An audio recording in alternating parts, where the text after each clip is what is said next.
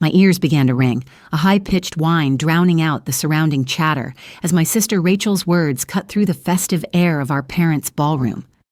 "I have a special announcement," she said, her voice amplified by the microphone. "Dad has given me the most incredible gift, Nicole's house." The champagne in my mouth turned bitter. I forced myself to swallow as a cold wave of disbelief washed over me. The room seemed to tilt sideways as relatives and business associates paused mid-conversation. Their expressions cycled from confusion to surprise to awkward excitement. Some avoided my gaze while others stared directly at me, waiting for my reaction. The house I'd purchased after working 80-hour weeks for years, my sanctuary, was being gifted away at my own birthday celebration. I dug my fingernails into my palm, the sharp pain keeping me from shouting across the room. My mother's smile beamed with unmistakable pride as she squeezed Rachel's shoulder. My father studied his wineglass, deliberately avoiding my gaze as scattered applause broke the momentary silence. "Since Nicole is always at the office," Rachel continued, her voice dripping with false concern, "she doesn't really need such a big house. I'll put it to better use." Her eyes found mine across the room, a subtle smirk playing at the corner of her lips. "My name is Nicole. I'm 28, and I helped build my family's hotel empire. This is the story of how I reclaimed not just my house, but my dignity. I had always been the responsible daughter, the one who sacrificed while my younger sister Rachel, now 25, cultivated her Instagram persona. For years, I'd canceled plans, worked holidays, and postponed relationships to help run Vance Hotels, the boutique empire my father Harold had built from nothing. Meanwhile, Rachel flaunted designer purchases and European getaways without contributing anything of substance. The first time I noticed something was wrong was during a quarterly financial review 3 years ago. I'd stayed late, poring over spreadsheets in the conference room, when I noticed an odd pattern of expenses categorized as digital marketing initiatives. When I asked our accounting department about it, they referred me back to my father. "Your sister's social media presence is part of our brand strategy," he explained when I confronted him, not even looking up from his computer. "The board approved it." "The board meaning you," I said, trying to keep my voice steady. "Dad, she's posting bikini photos from Santorini. How is that marketing our family-friendly hotels?" He finally met my eyes then, his expression hardening. "Nicole, you have to understand this business requires sacrifices," he said, the words I'd heard 1,000 times before. "Your sister connects with a demographic we need. Not everyone wants to stare at spreadsheets all day." I bit my tongue and left his office, the familiar sting of dismissal burning in my chest. Meanwhile, every time I brought up Rachel's spending to my mother Judith, she waved away my concerns. "Your sister is young. Let her enjoy life. She'll mature eventually," she would say, her tone dismissive. But at 25, Rachel still lived in our parents' mansion, her only job being her social media presence. Everything changed 6 months ago when I met David, our new financial advisor. Sharp-eyed and methodical, he noticed discrepancies in our financial records almost immediately. One afternoon, he stepped into my office and quietly closed the door behind him. "Nicole," he said, his voice careful and measured, "I've been reviewing the accounts from the past 5 years. Did you know your sister has spent over $2 million of company funds?" My hands froze over my keyboard. "What?" He laid several documents across my desk, travel expenses, designer clothing purchases, lavish parties, all meticulously categorized under marketing expenses. "She claims she's the brand's social media image," David explained, his finger tracing down columns of numbers that made my stomach clench. "But I can't find any correlation between her posts and our booking numbers. In fact, the demographic analysis suggests her content may be alienating our core family customers." I leaned back in my chair, the reality sinking in. Show me everything. That night, I confronted my father in his study. His response left me hollow. "I know, Nicole. I approved those expenses." $2 million in personal spending? Are you serious? The betrayal felt like acid in my throat. My father removed his glasses and let out a slow sigh. The desk lamp cast harsh shadows across his face, aging him beyond his years. Look, you have your way of contributing to the company and she has hers. What exactly is her contribution? I asked, my voice rising despite my efforts to stay calm, because I manage operations, negotiate contracts, and handle client relations while she posts selfies from five-star resorts. He slammed his hand on the desk. Enough! I've made my decision. The marketing budget is not your concern. That conversation stripped away the last of my illusions. For years, I had worked tirelessly hoping to earn my father's approval, but the truth was painfully clear. I never would. David became my confidant over the next few months. Together, we quietly documented every irregularity, every questionable decision, every unnecessary expenditure. He also helped me understand something I had overlooked: my rights as majority shareholder. Years ago, my father had structured ownership that way for tax purposes, never expecting I would learn how to leverage that power. You need to protect yourself, David advised as we reviewed documents late one night, the office empty except for us. His tie was loosened, sleeves rolled up as he spread financial statements across the conference table. Your family is treating the company like their personal piggy bank. The light from his laptop cast a blue glow across his serious features as he pulled up another spreadsheet. Look at these patterns. Your mother's consulting fees for interior design, work that was actually done by professionals. Your father's excessive business travel that coincides with golf tournaments. I rubbed my temples, fighting off a headache. This is my family, David.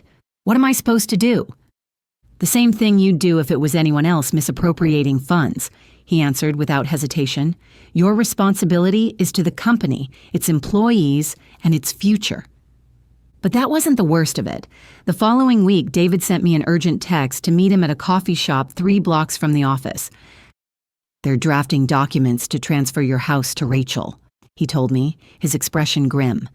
I overheard your father's conversation with the legal team while I was reviewing documents in the conference room next door. They didn't realize I was still in the building since it was well after hours, and they were speaking loudly enough for me to hear everything clearly through the thin walls. I felt the blood drain from my face. My house? The one I bought with my own money? Technically, you bought it with your company's salary. They're arguing it was a corporate gift and can be reassigned. His voice was gentle but firm. They're planning to announce it at your birthday celebration next month. That night, I stared at my ceiling until dawn, watching shadows dance across the walls of the home I had worked so hard for. The one place I had built to escape my toxic family could be taken away with a simple signature. But David and I had a plan. Over the next few weeks, we worked late nights after everyone else had left the office, carefully preparing documentation and building our case. David risked his own position to help me, driven by a strong sense of professional ethics that I came to deeply admire. What they're doing isn't just unfair to you, he told me. It's a breach of corporate governance that could eventually sink this company. We communicated primarily through an encrypted messaging app, making sure to leave no paper trail that could be discovered. Our strategy took shape carefully, with David gathering financial records from the secure server room after hours, using his authorized access codes as the company's financial advisor. The moment of truth arrived on my 28th birthday. The following month, I arrived at my birthday celebration at my parents' house, mentally prepared for what was about to happen. Standing in the middle of the ballroom after Rachel's announcement, I felt a strange calm replace the initial shock. The crystal flute in my hand caught the light as I set it down deliberately on a nearby table. I stood slowly, the weight of years of disrespect solidifying into resolve. You're right, Rachel. I am too busy at the office. I reached into my clutch and pulled out a leather folder. And since we're making announcements, I have one of my own. The room fell silent as I opened the folder, all eyes locked on me. Rachel was still smiling, completely unaware of what was coming. To her, this was just another corporate formality, something routine, insignificant. As CEO and majority shareholder of Vance Hotels, I said, my voice firm and professional despite the pounding of my heart, I have a few important updates. I paused, making eye contact with several board members present. First, effective immediately, all personal expenses will require board approval, not just the president's signature. Rachel's smile wavered. her perfectly contoured face showing the first flicker of uncertainty. My father straightened in his chair, the stem of his wine glass bending slightly in his tightening grip. Second, I have initiated a full audit of the company's financial records for the past 5 years, I continued, locking eyes with my sister. That includes all marketing expenditures related to social media. Nicole, my father interrupted, rising from his seat, his voice tense but attempting to maintain an air of control. This isn't the time or place. Isn't it? I shot back.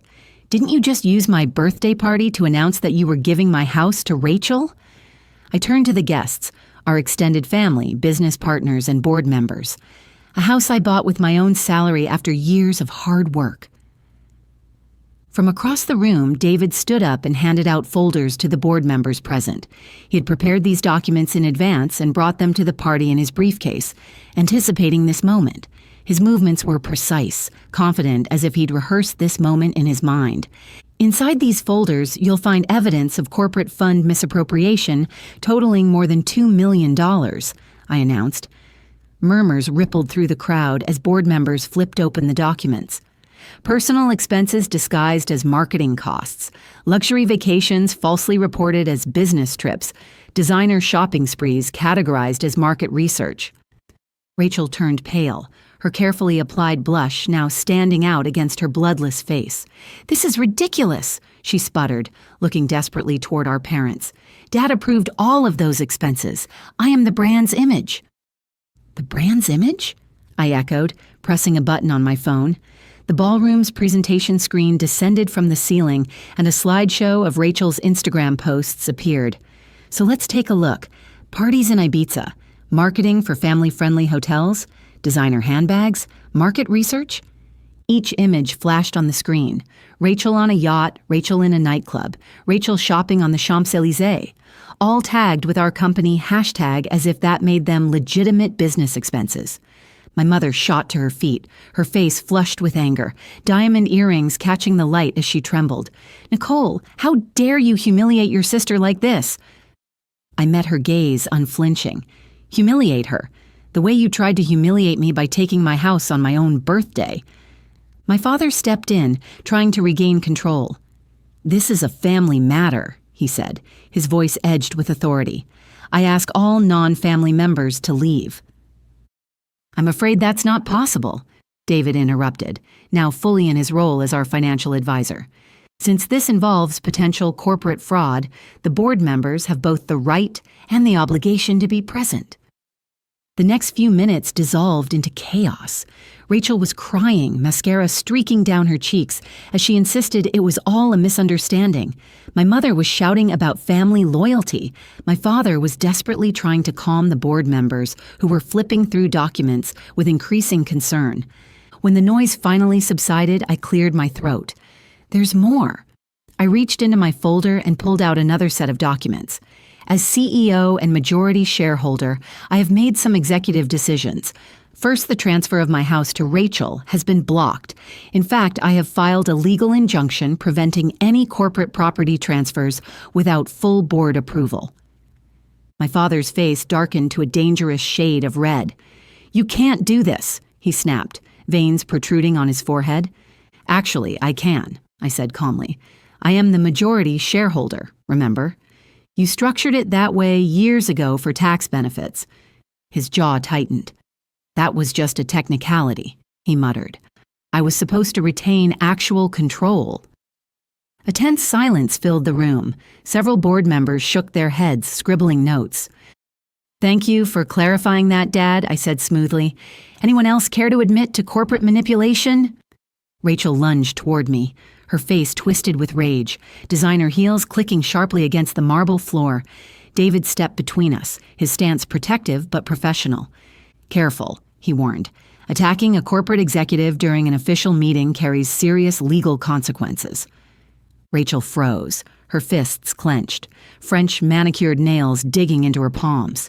"You're just jealous," she spat, tears and mascara streaming down her face. "You've always been jealous of me." I let out a short, humorless laugh. "Jealous of what? That you've never worked a single day in your life? That you've wasted millions on parties while I built this company from the ground up? Enough. My father slammed his hand against the table, rattling glasses and silverware. Nicole, if you continue down this path, you will destroy this family. I met his gaze, unwavering. No, Dad, you destroyed this family when you decided that hard work meant nothing, that responsibility was a joke, and that my dedication was worth less than Rachel's selfies. My father stepped closer, lowering his voice to a threatening whisper. We can fix this privately. There's no need for the entire board to... I raised my voice deliberately. Oh, now you want privacy. After humiliating me in front of everyone? No, Dad. This gets settled here and now. I stood before the board of directors, my posture straight, my expression unwavering. The weight of years of hard work, sacrifice, and betrayal pressed down on me, but I refused to let it show. This was my moment, the moment to reclaim what was mine, to set things right. As CEO, I am proposing the following immediate measures, I announced. First, all personal expense accounts will be frozen until further notice. Second, an external audit will be conducted on all financial transactions to ensure full transparency.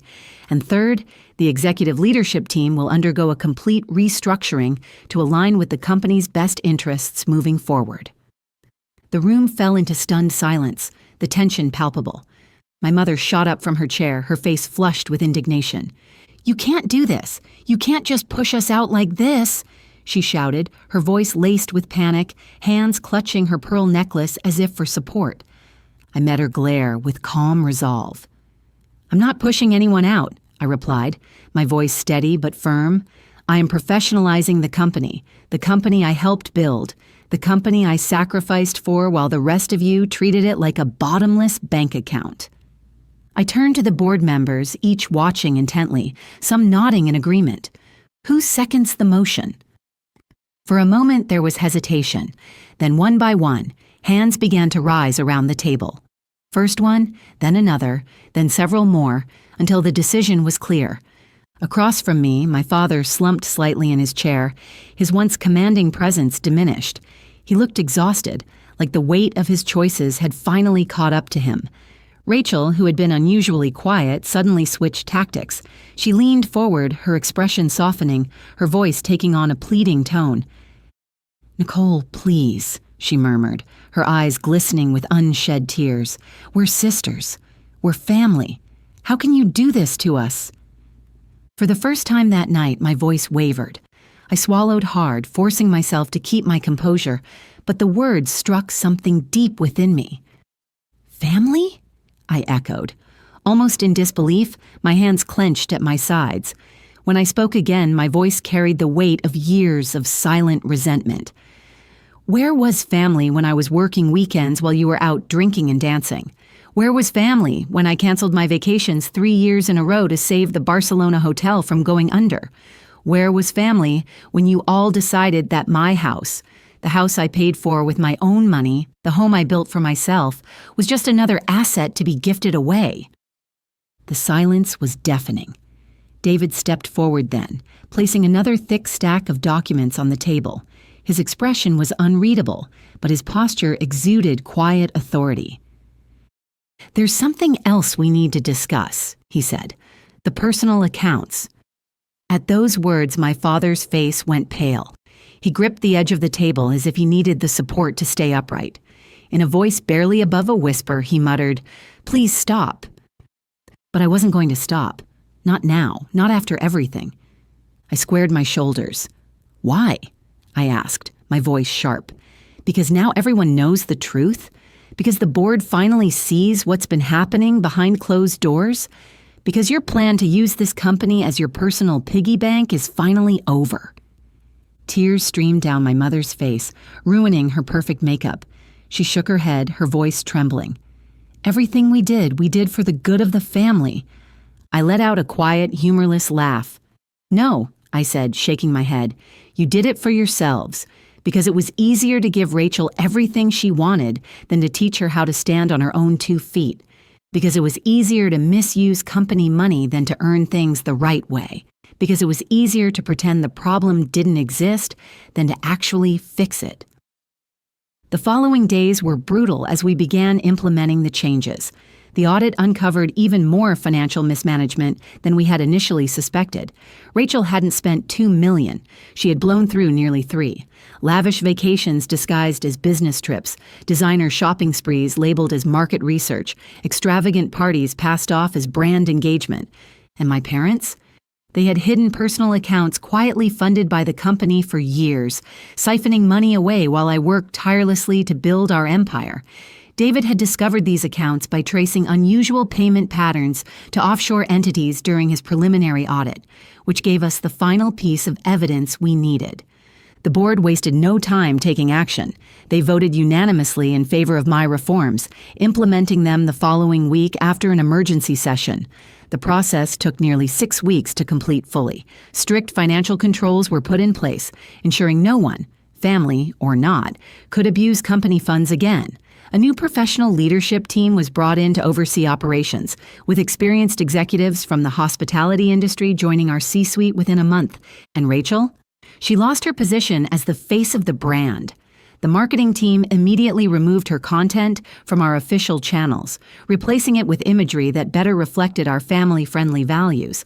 With her access to company funds cut off, she was forced to move out of our parents' mansion and into a modest apartment that she could afford on her own. Days later, she stormed into my office, her face red with fury, her hands clenched into fists. She slammed the door so hard that the framed hotel photos on my wall rattled. "What the hell am I supposed to do now?" she shouted. "You ruined my life." I didn't even blink, continuing to sign the documents on my desk before looking up at her. "There's an entry-level position open in the marketing department," I replied smoothly. "Starting salary just like everyone else. You could learn the business from the ground up like I did." Her face twisted in rage. "You're awful. I hate you." I met her gaze, unshaken. "No, Rachel," I said quietly. "I'm the only one who actually cares about your future." She left my office in tears, slamming the door again on her way out. That night, I sat alone in my house, with a glass of wine, looking out at the city lights. For the first time in years, I felt a weight lifted from my shoulders. My parents eventually came to accept the new reality, though it took time. My father, after months of resistance, finally admitted something I never thought I'd hear. "I built this company from nothing," he told me one evening, standing in my office doorway, his silhouette smaller somehow. "But you turned it into something better, something that will last." My mother took longer to come around, but when she saw Rachel finally working, really working, for the first time in her life, something shifted. To everyone's surprise, Rachel accepted the entry-level job. At first she was bitter, resentful, but little by little, she started putting in the effort. And to her own shock, she realized that she was actually good at marketing when she truly applied herself. 6 months in, she developed a campaign that increased our bookings by 15%. Legitimate results, not just vanity metrics. One night, my mother sighed, watching Rachel work late at her desk through the glass wall of the marketing department. Maybe we were too soft on her," she admitted, her voice quiet. "We thought we were protecting her, but—" "You were protecting her from growth," I finished for her, "from learning who she could really be." Now, 2 years later, Vance Hotels is thriving. Rachel has finally found purpose beyond just looking good for the cameras.